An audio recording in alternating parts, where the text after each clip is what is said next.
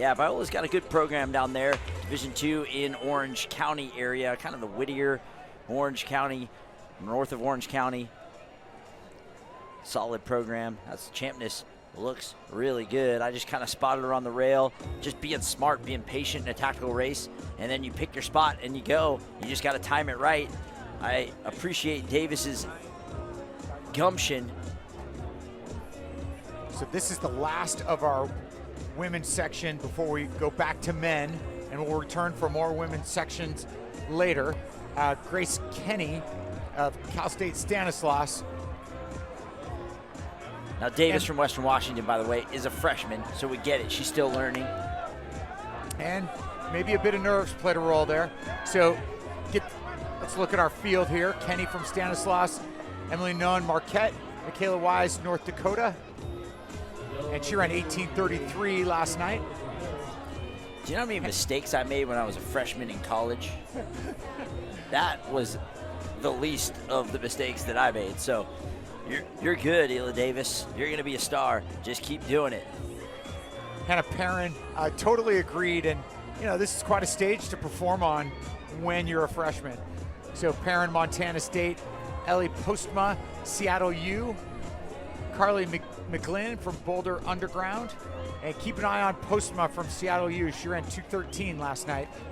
Emily Renaud, Cal Baptist, Kota Nurmi, Cal Baptist, Aaron Stonebarger, Adams State, Adele Alexander Marist, Samantha Velasquez, UC Riverside, Niamoso, Anchorage, Daria Miramontes, 1657. We called that name last night for sure. Olivia Miller, Pepperdine, Carolyn Booth, Wisconsin Parkside, Libby Michael, Seattle Pacific, Sarah Feets, Concordia, and Joanna Tarsa, St. Norbert. 2 to go here. Miller of Pepperdine going to the front. We saw that great run by Carl Winter. Coach Lauren Flores there is doing a nice job turning that program around. Rob Radnati at Pepperdine did a really nice job, but now Lauren Flores takes the reins, and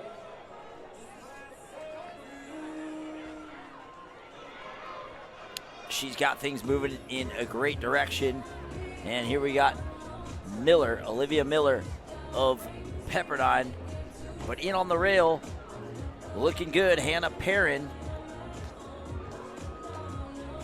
I don't know if she's a part of the same Perrin family on the men's side. There is a Perrin at Montana State. The three brothers, one at Colorado, one at Gonzaga, and one at Montana State. Not sure if this is the sister, but if it is, an outstanding family of runners all in college at the same time. Miller still there. Here goes Perrin of Montana State. Let's not lose sight of Marquette there. Emily Noone in third with Miramontes in second. Noone of Marquette.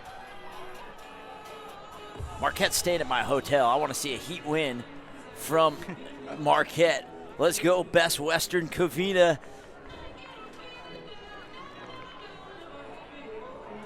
Emily Noone of Marquette trying to run down Hannah Perrin of Montana State.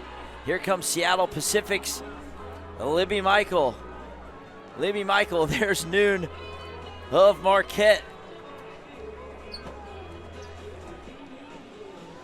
Emily Noone of Marquette, fueled by that wonderful breakfast at the Best Western, and she is coming home. Emily Noone of Marquette, excellent race. She laid off the pace, and now she is finishing with some heat here. Can she hold on? A late charge here, but it's going to be Emily Noone. She's going to run right around 4:34.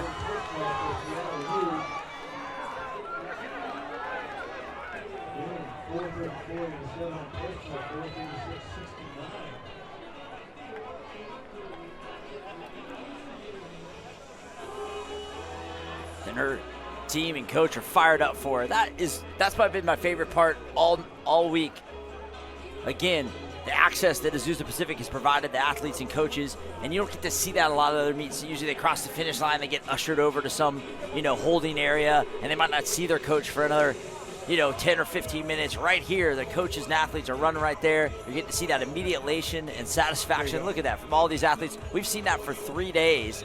We're seeing it because they provide the access, but we're also seeing it because we're getting so many great performances.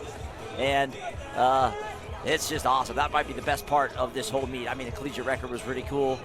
One of the greatest last laps of all time was cool. One of the great doubles of all time was cool from McDonald. But my favorite are these